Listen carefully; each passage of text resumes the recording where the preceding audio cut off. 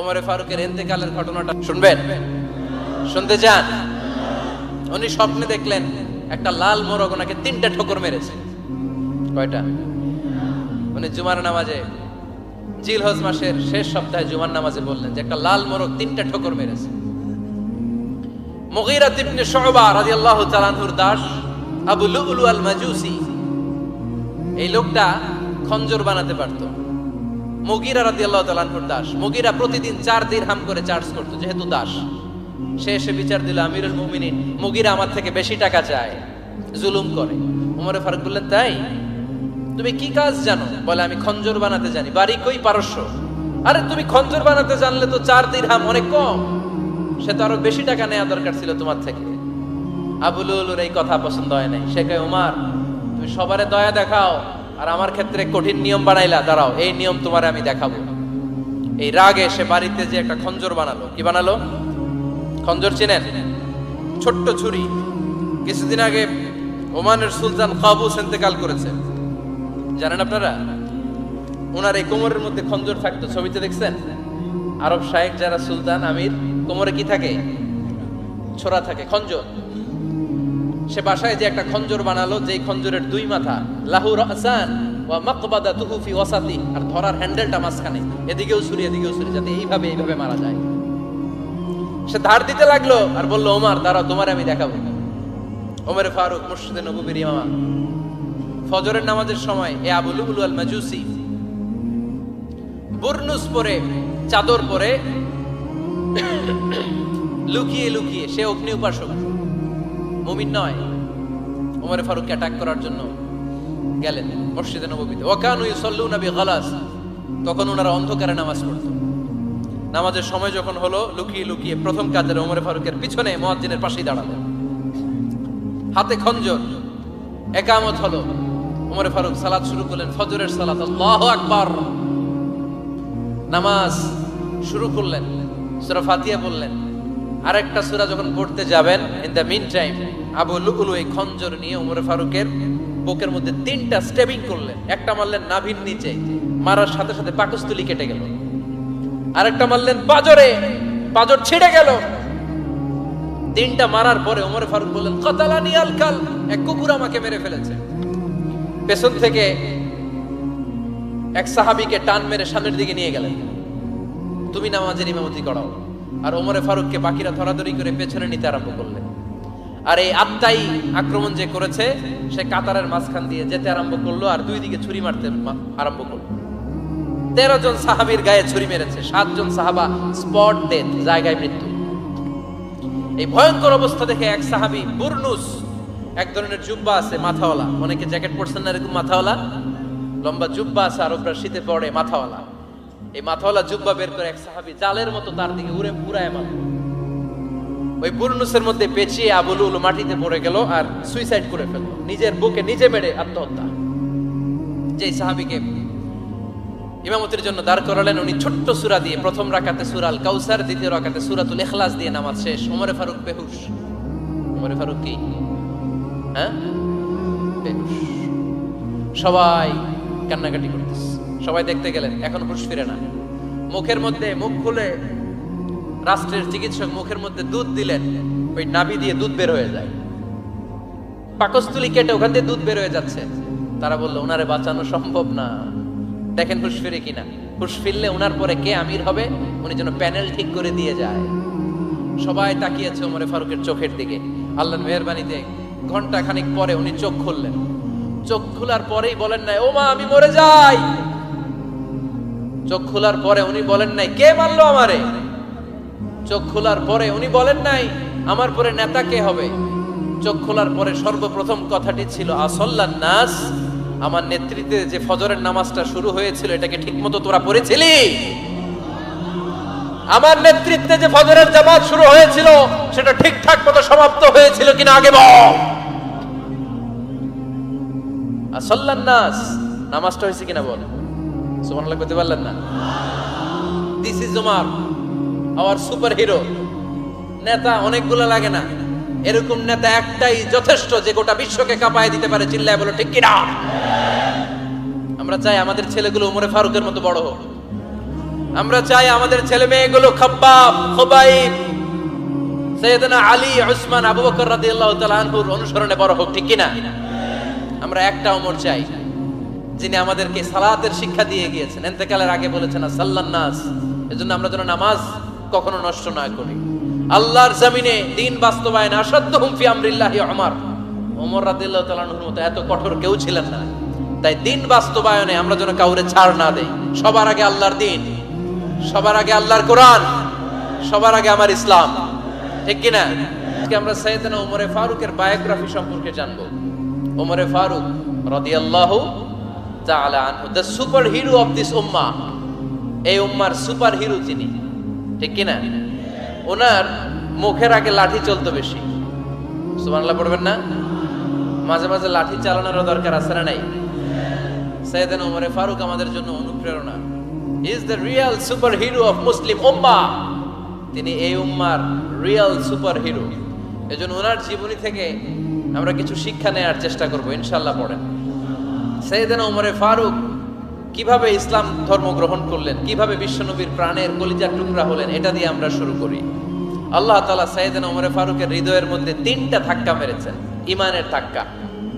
আওয়াজ করে বলতে হবে কয়টা? জোরে বলেন তো কয়টা?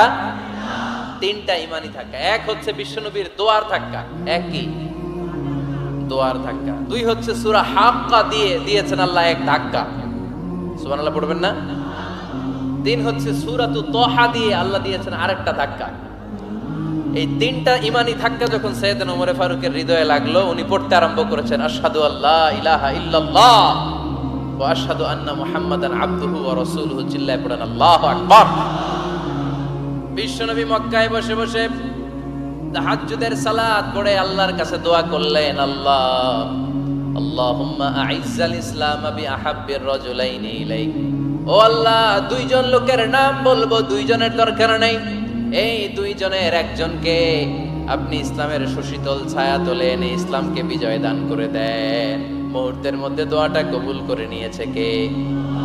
বিশ্বনবী বললেন, আল্লাহ 2 জনের নাম বলবো আজকের দোয়ায়।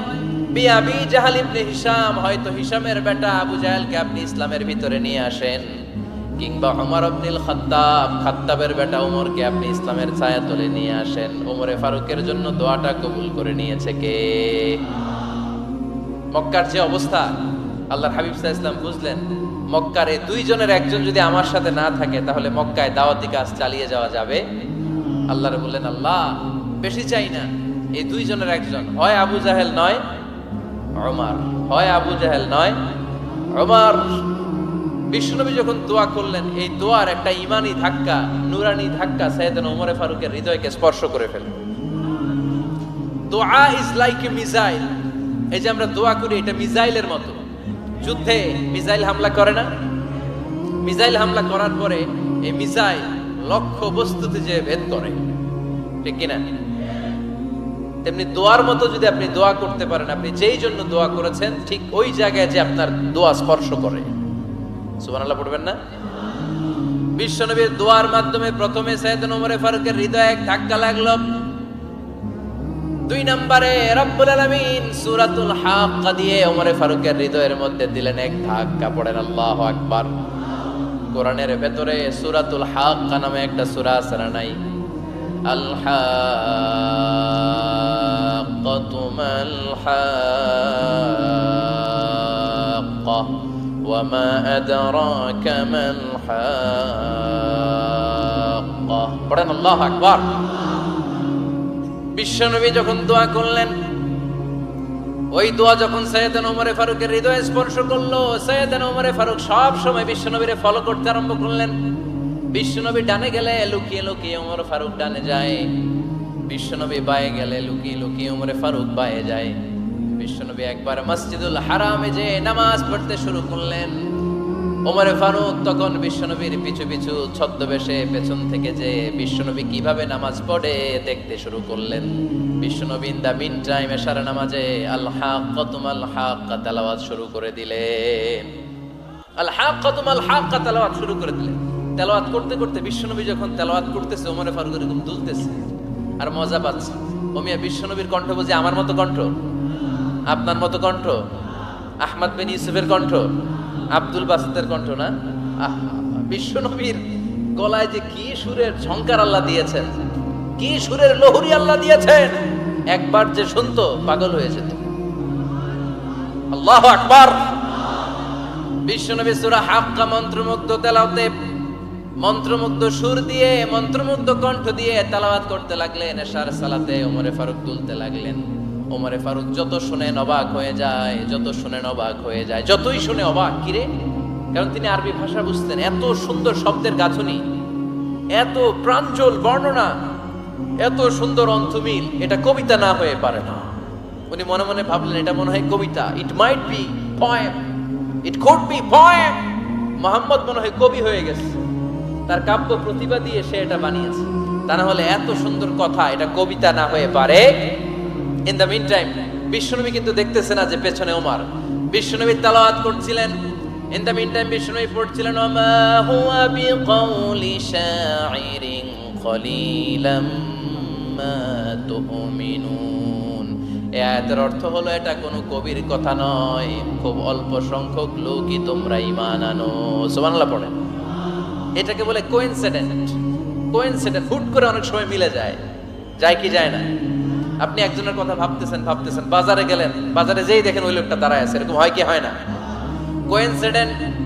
ওমরে ফারুক মনে মনে যেটা ভাবতেছে ওই কথা দিয়ে বিশ্বনবী তেলাওয়াত করতেছে। আল্লাহু আকবার।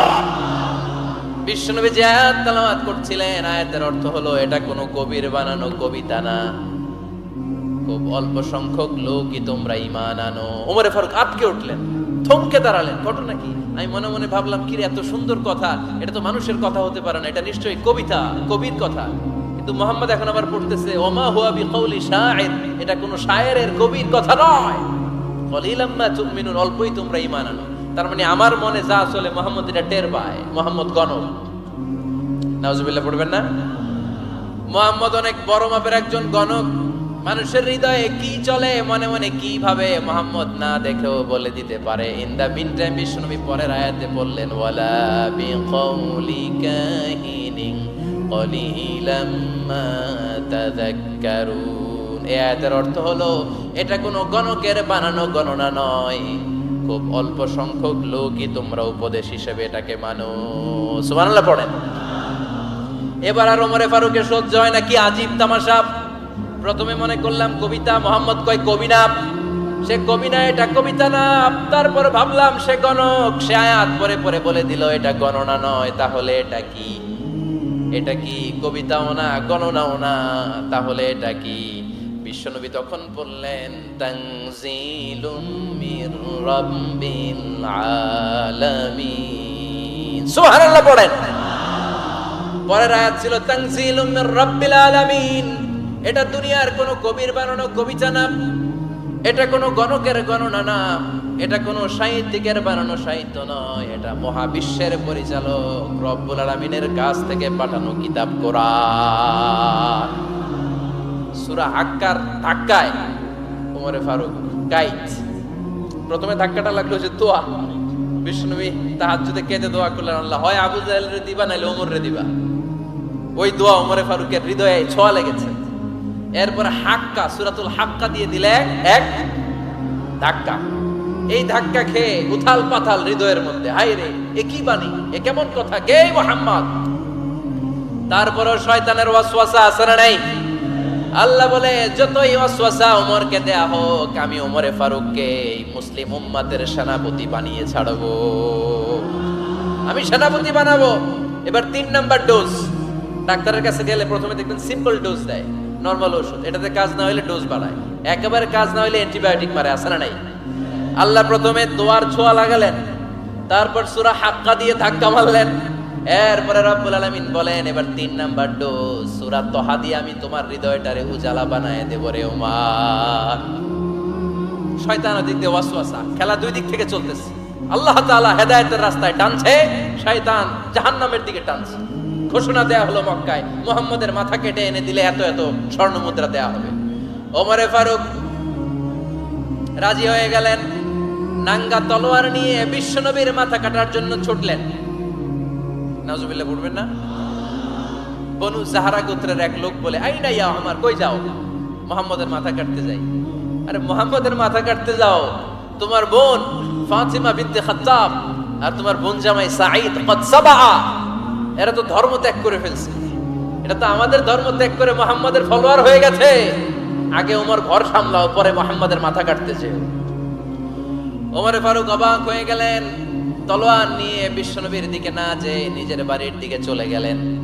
বিশ্বনবীর আপন বোন ফাতিমা বিনতে খাত্তাব, বোন জামাই সাঈদ আর খাব্বাব রাদিয়াল্লাহু তাআলা আনহু তিনজন মিলে সূরা তাহা তেলাওয়াত করছিলেন। পড়েন সুবহানাল্লাহ। মক্কায় লুকিয়ে লুকিয়ে দাওয়াত হতো। খাব্বাব রাদিয়াল্লাহু তাআলা আনহু একটা চামড়ার ফলকের মধ্যে সূরা তাহার কয়েকটা আয়াত এনে ওমর ফারুকের বোন আর বোন জামাইকে শিক্ষা দিচ্ছে, ট্রেনিং দিচ্ছে। সুবহানাল্লাহ পড়েন। লুকিয়ে লুকিয়ে ওমর ফারুক যখন ঘরে চলে আসলেন, এরা তটস্থ হয়ে গেল।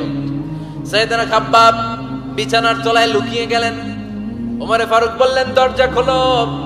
ফাতিমা বিনতে খাত্তাব দরজা খোলার পরে নির্মম ভাবে সাইয়েদনা ওমর রাদিয়াল্লাহু তাআলা আনহু বোনের গায়ে আঘাত শুরু করে দিল।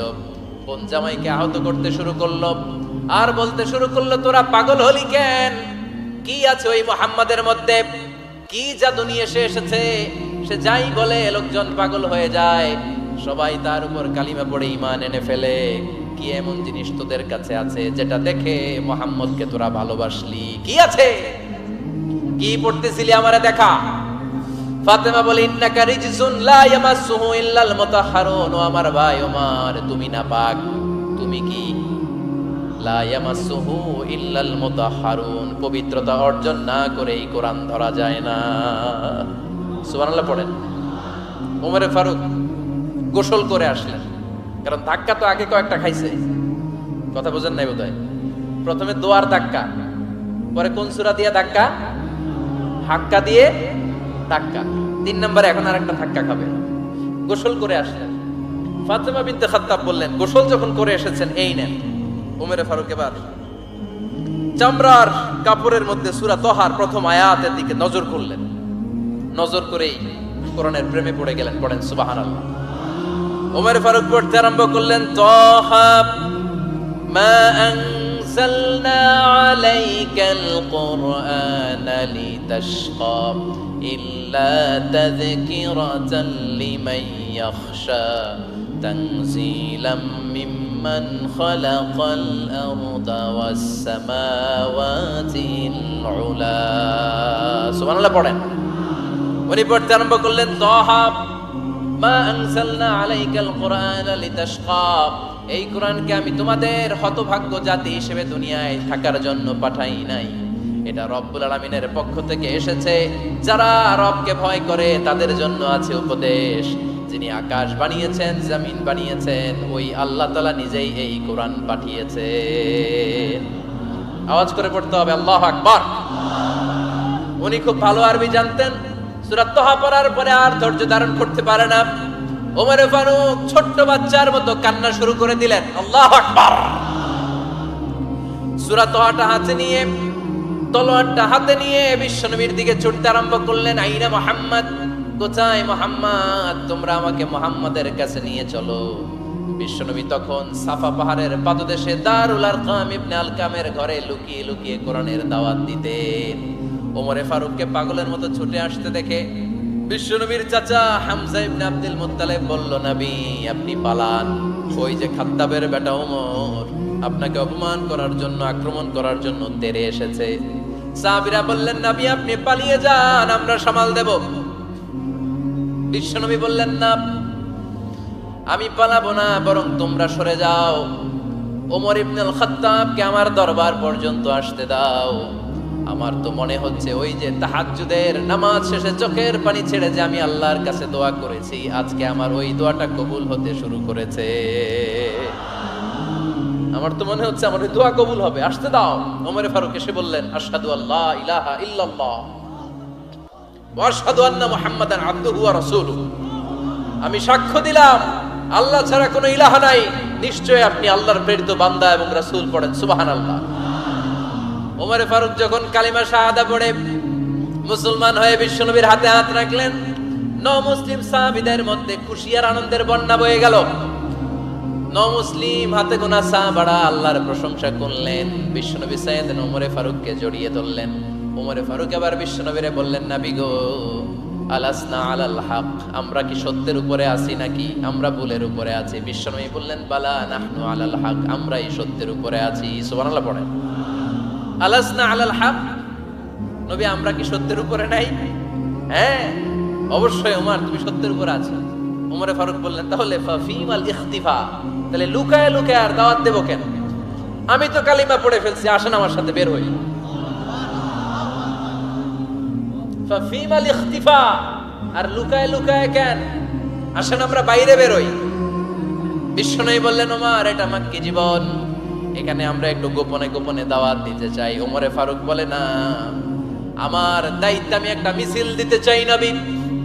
আল্লাহর নামের তাকবীর দিতে দিতে দারুল আরকাম থেকে শুরু করে মসজিদুল হারাম পর্যন্ত একটা মিছিল দিয়ে আমি মক্কা কাঁপাইয়া দেব। অনুমতি দেন। বিশ্বনবী দিতে চায় না। ওমর ফারুক অনেক বুঝানোর পরে স্বল্প পরিসরের একটা অনুমোদন পাওয়া গেল বিশ্বনবী সাল্লাল্লাহু আলাইহি ওয়াসাল্লামের কাছ থেকে। কিন্তু মিছিল যে দিবে, মিছিলের জন্য লোকের দরকার আছে না নাই? এখানে লোক নাই, আমি একাই মিছিল দিতেছি। এটা জমবে, মিছিল জমবে। খুঁজে উনি 11 জন মুসলিম সাহাবা পেলেন। কয়জন? ওমরে ফারুক বললেন, 11 জনই সই। এই 11 জন নিয়ে আমি আল্লাহর নামের তাকবীর দিব। 2 লাইন করলেন। কয় লাইন? 2 লাইন। পেছনে 6 জন, আর এই লাইনের নেতা বানালেন বিশ্বনবীর চাচা হামজাকে রাদিয়াল্লাহু তাআলা আনহু। আর সামনে 5 জন, তার আগে দাঁড়ালেন উনি নিজেই। তাহলে 6 6 12। বললেন, এই 2 লাইনই আমরা তাকবীর দিতে দিতে, বেশি না, এই দারুল আরকামের ঘর থেকে, আপনারা জানেন যে সাফা মারওয়া এখন যে সাই হয়, এই সাফার পাদদেশে ছিল দারুল আরকামের ঘর। উনি বললেন, এখান থেকে ওই যে কাবার গিলাফ দেখা যায়, কাবার গিলাফ পর্যন্ত আমরা এই তাকবীর নিয়ে ওখানে যাব। সুবহানাল্লাহ পড়বেন না? ওখানে উনি দাঁড়িয়ে ছোট্ট একটা ভাষণ দিয়েছিলেন।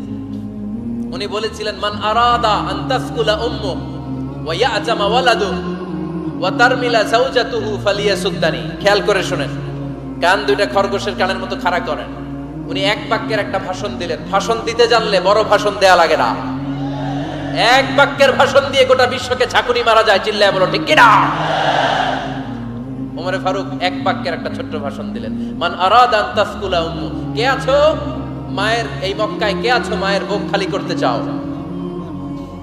ইয়াজামা ওয়ালাদু, কে আছো বাচ্চাগুলারে, নিজের সন্তানগুলোরে ইয়াতিম বানাতে চাও?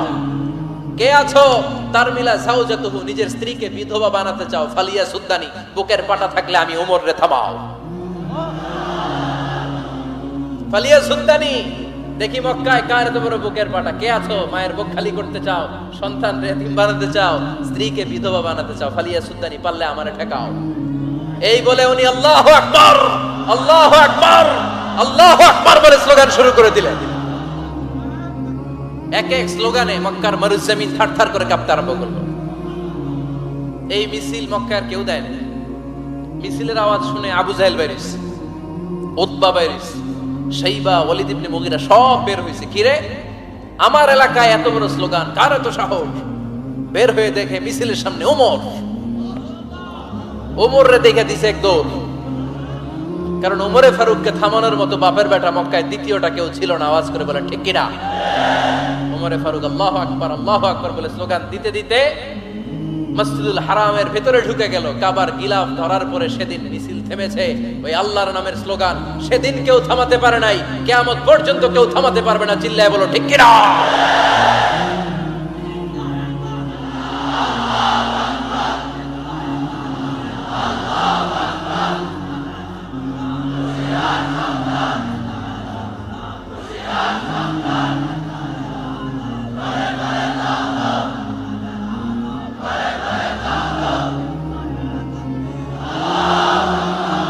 ওইরকম একটা ওমরের দরকার, আমাদের বেশি চাই না। জোরে বলেন ঠিক কিনা?